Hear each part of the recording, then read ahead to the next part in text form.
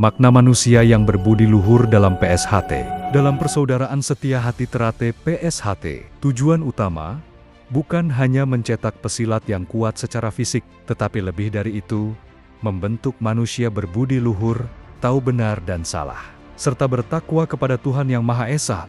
Inilah inti dari seluruh ajaran PSHT, menjadikan anggotanya sebagai pribadi yang tidak hanya tangguh, tetapi juga berkarakter mulia. Tapi apa sebenarnya makna manusia berbudi luhur dalam pandangan PSHT? Berbudi luhur berarti memiliki akhlak yang tinggi, berpikir jernih, dan bertindak dengan hati nurani. Seorang yang berbudi luhur tidak hanya mengerti kebaikan, tetapi mampu mempraktikkannya dalam kehidupan sehari-hari.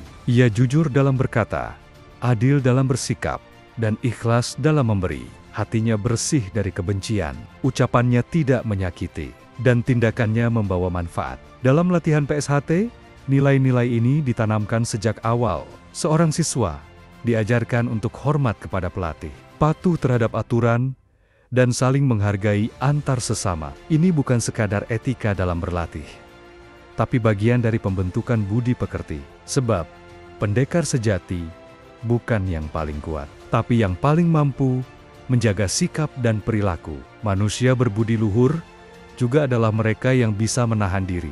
Di tengah emosi, ia tetap tenang.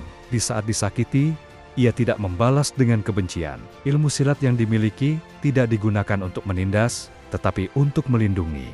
Ia tahu bahwa kekuatan yang sesungguhnya terletak pada pengendalian diri. Dalam lingkungan masyarakat, warga PSHT yang berbudi luhur akan tampil sebagai pribadi yang menyejukkan. Ia peduli terhadap sekitar, ringan tangan, membantu, dan tidak membeda-bedikan orang lain. Ia menjunjung tinggi persaudaraan, baik terhadap sesama warga maupun terhadap sesama manusia. Ia tidak mudah tersulut amarah atau terpengaruh provokasi, karena hatinya telah ditempa untuk memilih jalan damai. Lebih dalam lagi, berbudi luhur berarti hidup dengan kesadaran spiritual. Ia menyadari bahwa semua kekuatan, keberhasilan, dan kehidupan ini berasal dari Tuhan Yang Maha Esa. Karena itu, ia tidak sombong. Ia menjadikan takwa sebagai fondasi dalam berpikir dan bertindak. Doa-doa yang dipanjatkan dalam latihan bukan sekadar ritual, tapi wujud hubungan batin antara manusia dan penciptanya. PSHT meyakini bahwa dunia ini akan lebih baik jika dipenuhi manusia-manusia berbudi luhur. Bukan manusia yang menang karena kekuatan, tapi yang menang karena kebijaksanaan. Bukan manusia yang banyak bicara, tapi yang banyak memberi contoh. Dalam PSHT, inilah puncak dari latihan.